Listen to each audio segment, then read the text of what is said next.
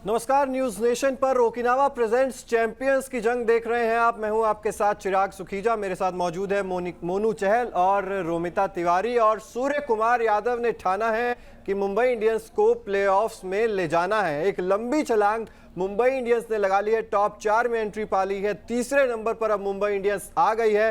Royal Challengers Bangalore को 6 wicket से करारी शिकस्त देने के बाद मुंबई इंडियंस अब दावा ठोक रही है कि हम प्लेऑफ्स में जाने वाले हैं। और 21 गेंदें शेष रहते, 21 गेंदें नोट कर लीजिए, 200 रनों का लक्ष्य मुंबई इंडियंस ने हासिल कर लिया।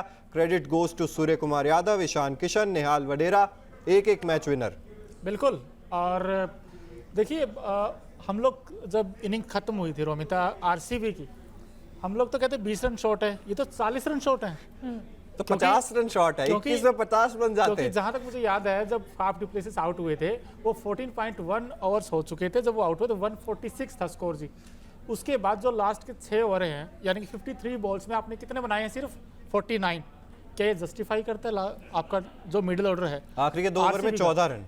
14 रन तो कैसे? तो मतलब ये चौकर्स एक बार फिर से नजर आई है आरसीबी की टीम। जिस तरीके से हम कह रहे थे कि फाफ और मैक्सवेल, वो एक मुकाबला जब था, जब जिताते रह गए थे चेन्नई सुपर किंग्स के खिलाफ, फाफ और मैक्सवेल के आउट होते ही पारी लड़खड़ा जाती है। और आज के दिन भी ऐसा ही कुछ देखने को मिला। ये स्कोर 230-240 के आसपास का होना चाहिए था। मुंबई ने ये बल्लेबाजी करके दिखाई है। एकमात्र परेशानी जो मुंबई इंडियंस की अभी भी बनी हुई है, रोहित शर्मा। रोमिता जी, क्या कहेंगे इनके बारे में? मुझे लगता है लगातार 4 मैचेस हो चुके हैं कि 2, 3, 7 इससे आगे नहीं बढ़ पा रहे हैं रोहित शर्मा। और ये बेहद चिंता करने वाली बात है कि अगर कैप्टन की फॉर्म लगातार इस तरह से, आपके लिए एक दिन खराब हो सकता है, एक मैच जो है वो एक हफ्ता खराब हो सकता है, लेकिन एक महीना ही खराब चला गया। हर मैच जो है उसमें लगभग कुछ इसी तरह का प्रदर्शन रोहित शर्मा का देखने के लिए मिल रहा है। इसलिए सोचने की जरूरत है, क्योंकि कैप्टन भी है, आगे और भी मैचेस खेलने हैं, इंडिया के लिए भी खेलना है। अगर इसी तरह से उनकी फॉर्म बरकरार रहती है तो ये इंडिया के लिए भी मुश्किल वाली बात है। लेकिन ईशान किशन की तारीफ करनी होगी। ईशान किशन लगातार कंसिस्टेंसी के साथ परफॉर्म करते हुए नजर आ रहे हैं। आज भी 21 बॉलों का सामना किया और 42 रन उनके बल्ले से निकल कर आए। लेकिन आज मैच के लिए मेरे मन में तो एक ही लाइन है, हालांकि पंच लाइन आप मार चुके हैं, लेकिन फिर भी मैं ये जरूर कहूंगी कि आज वानखेड़े में सूर्या तूफान आया है। बिल्कुल, वानखेड़े में सूर्या तूफान आया है, सुनामी आई है। आप जितने वर्ड्स यूज कर लीजिए सूर्य कुमार यादव के लिए, वो शायद कम पड़ेंगे सूर्य कुमार यादव के लिए। क्योंकि यार, अब जब लय में सूर्य आते हैं ना, तो फिर टारगेट 200 का है, 220, 240, कोई फर्क ही नहीं पड़ता। जब ये बल्लेबाज मारता है तो ऐसा मारता है कि बाकी गेंदबाजों को समझ में ही नहीं आता। और खास तौर पर हर्षल पटेल को तो बिल्कुल ही नहीं समझ में नहीं आता कि यार लाइन और लेंथ पे डालूं, फुल टॉस डालूं, नो बॉल डालूं, क्या डालूं। बिल्कुल, क्योंकि सूर्य कुमार यादव का खेलने का अंदाज ही कुछ ऐसा है। वो उनके पास हर तरीके का शॉट है। वो पहले ना गेंद पड़ने से, गेंद फेंकने से पहले 2 शॉट बना लेते मन में कि मुझे स्कूप भी मार सकता हूं मैं, ऑन द राइज ही मार सकता हूं मैं। उनके पास हाई शॉट ऑफ रेंज है और उनका खेलने का अंदाज ही बेखौफ है। और ऐसी ही आज इनिंग देखी हमने, और ये मैच विनिंग नॉक है। एक बार फिर सूर्य कुमार यादव ने साबित किया कि मिडिल ऑर्डर में आपकी बल्लेबाजी में जब तक हम हैं तो कोई दिक्कत है नहीं। और निहाल वडेरा को भी भरोसा कर सकते हैं कि अगर कैप्टन ना भी खेले तब भी तो मैच बिल्कुल। लेकिन इन पारियों के लिए थोड़ा सा दुख हो रहा है। फाफ डु प्लेसिस 41 गेंदें, 65 रन, 158.54 का स्ट्राइक रेट, 5 चौके, 3 छक्के, और ये पारी बेकार चली गई। और इसके बाद एक और ऐसी पारी है जो आरसीबी की तरफ से बेकार चली गई, जो कि एक शानदार पारी थी, ग्लेन मैक्सवेल के बल्ले से देखने को मिली थी। वो पारी तो आपको दिखाएंगे, लेकिन उससे पहले विराट कोहली, किंग कोहली, ठीक है बल्ला चल रहा था, लेकिन आज क्या हुआ विराट कोहली को? देखिए, विराट कोहली का जो सबसे बड़ा कंसर्न ये है कि वो लेफ्ट हैंडर जो गेंदबाज उनके सामने आउट हो रहे हैं। ये सबसे बड़ा सवाल है, क्योंकि इस आईपीएल में 4 बार आउट हुए हैं, वो 4 में से 3 बार तेज गेंदबाज, जो बाएं हाथ के तेज गेंदबाज है, उनके शिकार बने हैं। या तो बाएं हाथ के तेज गेंदबाजों से आउट होंगे या स्पिनर से आउट होंगे। तो 2 दिक्कतें विराट कोहली के सामने आ रही हैं। इस आईपीएल में सबसे पहले आउट हुए थे ट्रेंट बोल्ट के सामने, वो जो अंदर आते हुए गेंद थी उस पर आउट हुए। उसके बाद आकाश सिंह की गेंद पर क्लीन बोल्ड हुए, और आज बैरनडॉफ की गेंद पर वो डाउन द ट्रैक आए मारने के लिए, और वहां पर बीट हुए और किनारा लगा आउटसाइड से लेकर वो ईशान किशन ने कैच पकड़ा।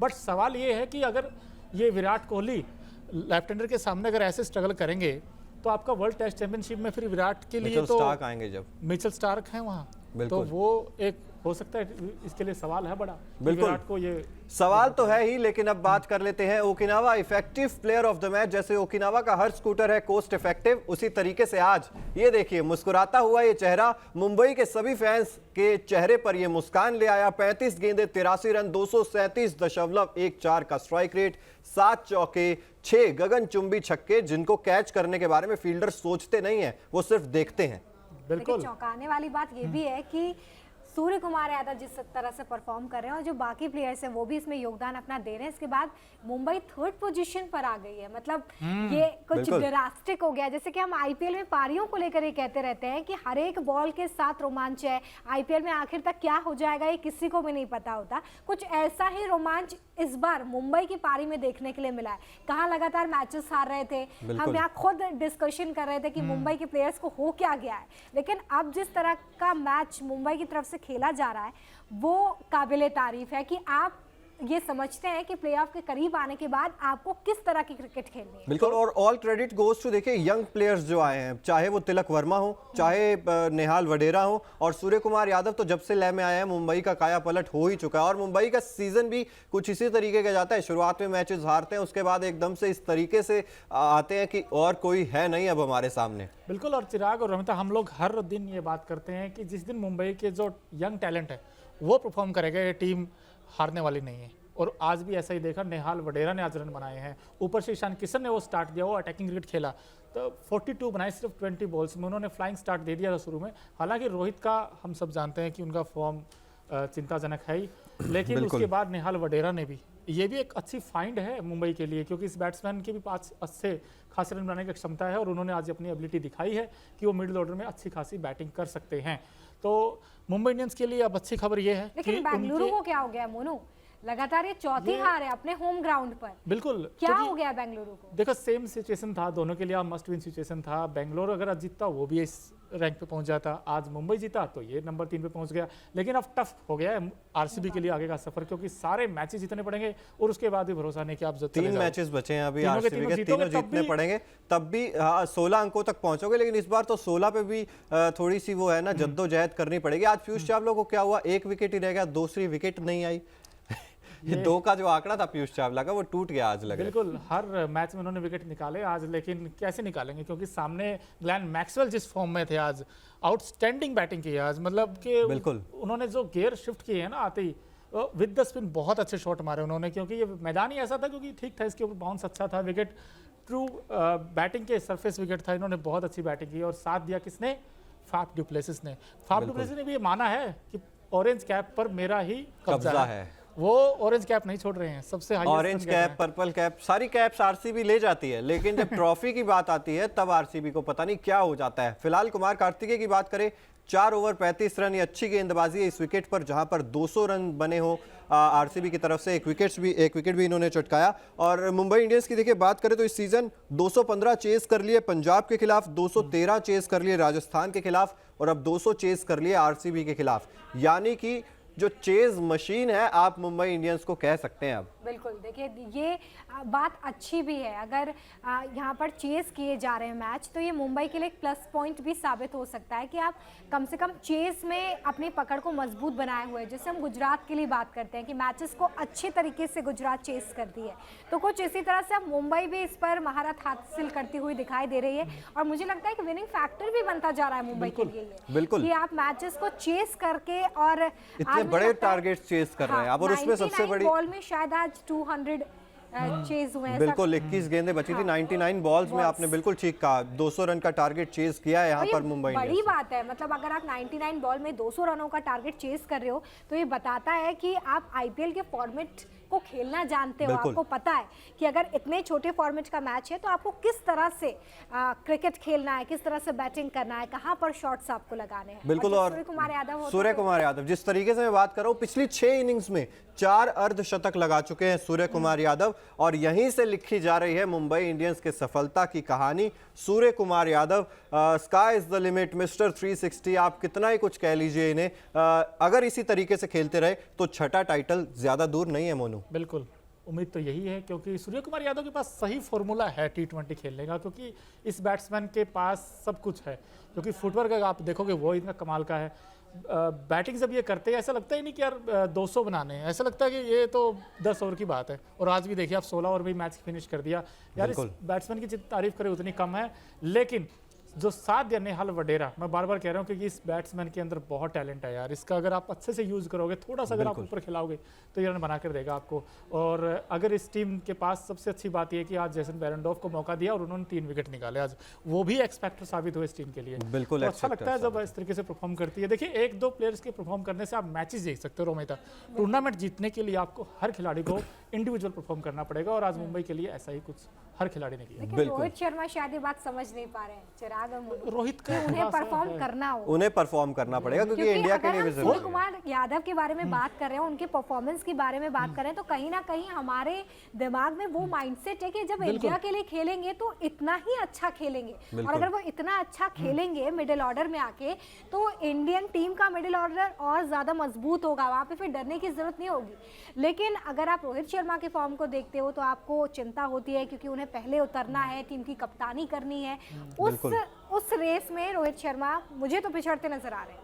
अच्छा, मैं एक सवाल है चिराग जी आपसे कि हो सकता है रोहित शर्मा 1-2 मैचेस में रेस्ट लेकर फिर वापस आए ताकि फ्रेश माइंडसेट के आए?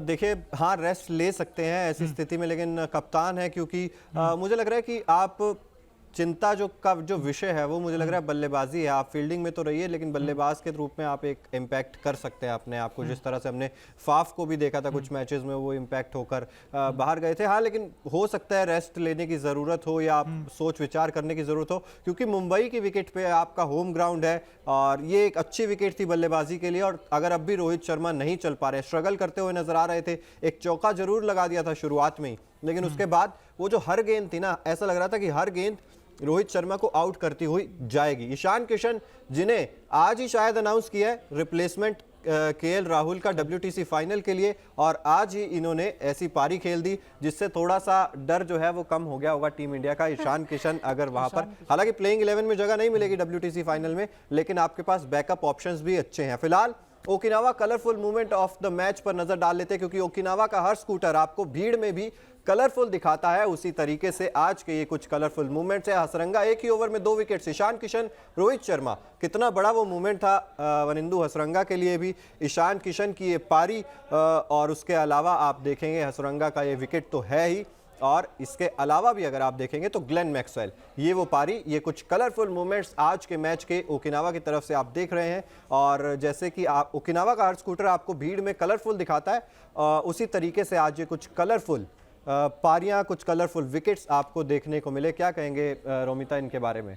देखिए, जब कलरफुल मूवमेंट में देखती हूँ तो मुझे हमेशा हारने वाली टीम के लिए थोड़ा सा बुरा लगता है, तो तभी हम हारने वाली टीम के ज्यादा दिखाते हैं ताकि कुछ ना कुछ उनको भी मिले। लेकिन देखिए ये मूवमेंट्स होता है क्योंकि टीमें हर तरफ से मेहनत करती है, कोई भी हारना नहीं चाहता है, तो ऐसे में जब मेहनत की जाती है तो ये मूवमेंट्स मैदान पर निकलकर सामने आते हैं, जो कि आज हमारे Okinawa colourful movements of the match बने हैं। और अब देखो बैंगलोर को यहाँ पर ये जो 3 मूवमेंट्स है ना, ये तीनों ही देखिए हार्ट ब्रेकिंग है थोड़े से। ईशान किशन टीम तो जीत गई लेकिन अपनी 50 मिस कर गए। हसरंगा और ग्लेन मैक्सवेल अच्छे परफॉर्मेंस के बावजूद मैच हार गए।